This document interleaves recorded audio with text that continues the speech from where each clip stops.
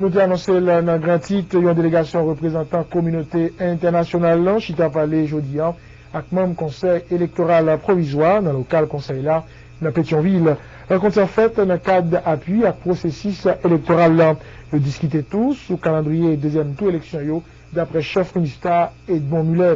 Diplomate la fait qu'on ait résultat définitif premier tour élection cadre publié pour Pita 2 février cas privé là. Précision Edmond Muller, Amico Richardson Jourdan, avec Pems Jean-Baptiste. Internationale, l'Union européenne, les Nations unies et d'autres bailleurs de fonds qui accompagnent le processus électoral en Haïti dans l'aspect financier, dans la logistique, dans l'appui technique, dans la sécurité, dans la logistique. Nous avons des réunions régulières avec les membres du CEP, avec le président, les conseillers et le directeur général pour voir de quelle façon on peut continuer à aider ce processus.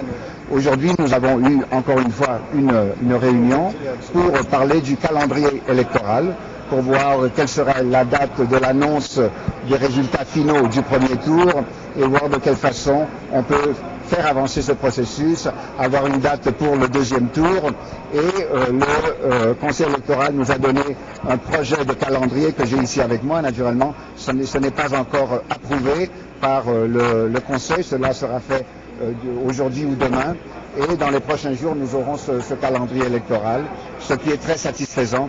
Et nous sommes ici aussi pour voir de quelle façon on peut continuer à appuyer le CEP dans les efforts qu'ils font. Et nous avons encore une fois manifesté notre confiance au CEP. Jusqu'à présent, ils ont fait un très bon travail et nous allons continuer à travailler ensemble avec eux.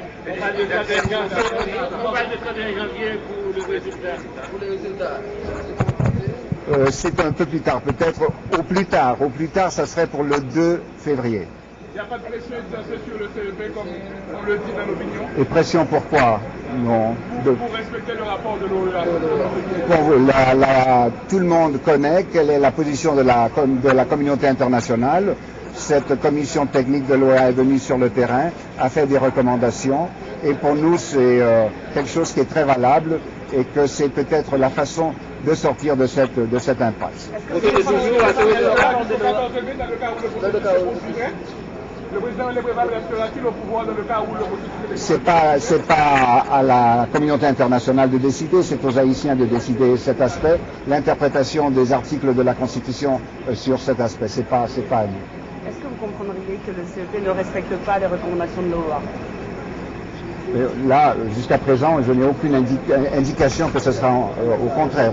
Non. On verra. Vous donnez toujours au rapport. Pardon? Vous donnez toujours au rapport. La communauté internationale, tout le monde tient au rapport. Mais c'est très important. Le CEP n'applique pas les rapports. Mais on ne peut pas préjuger, on ne peut pas spéculer. Là, on verra. Mais pour le moment, enfin, je crois que nous sommes tous sur la bonne voie. L'annulation Ça n'a jamais été question d'annuler, de rien du tout. On n'a même pas parlé de ça. On a parlé de faire avancer le processus et tout le monde est à bord. Avec quel candidat? Enfin, je ne sais pas, ça sera une question du CEP, du processus du contentieux qui va décider cela, c'est pas à nous. Réseau national